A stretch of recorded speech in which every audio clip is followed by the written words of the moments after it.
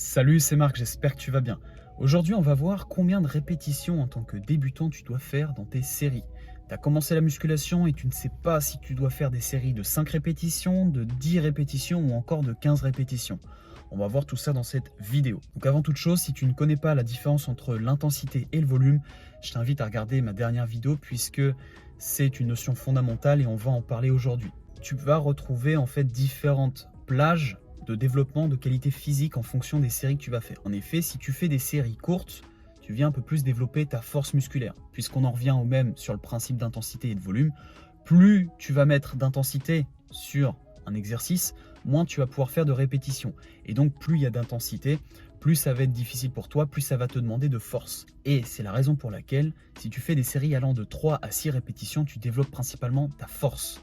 Maintenant, entre 8 et 12 répétitions, tu viens cibler l'hypertrophie musculaire. L'hypertrophie musculaire, c'est le grossissement de tes muscles. Grossièrement, entre 8 et 12 répétitions, tu as un temps sous tension qui est plus propice au développement de tes muscles. Mais bon, il y a d'autres facteurs qui rentrent en jeu, mais on estime principalement que entre 8 et 12 répétitions, tu es dans l'hypertrophie musculaire.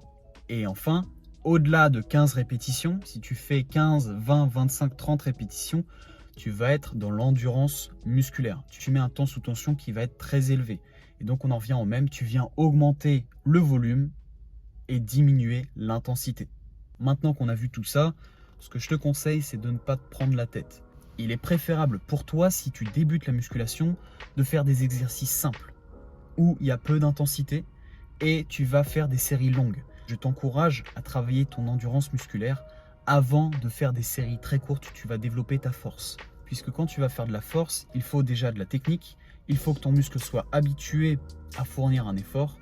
Or, quand tu débutes, il n'y a aucun des deux facteurs. Tu n'as pas la technique, tu n'es pas habitué à travailler ton corps et en plus de ça, tu vas choquer trop tes muscles et tu peux avoir des tendinites, tu peux avoir des blessures qui vont survenir puisque tes muscles ne sont pas du tout habitués à travailler. Si tu t'habitues à faire des séries longues, ton corps va changer, il va s'habituer à l'exercice et tu vas pouvoir mettre plus d'intensité.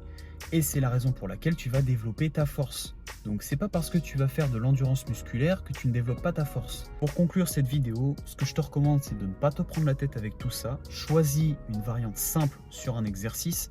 Si tu travailles en salle, mets peu de charge, mais peu d'intensité sur les machines et tu viens travailler en endurance, tu viens faire de longues séries.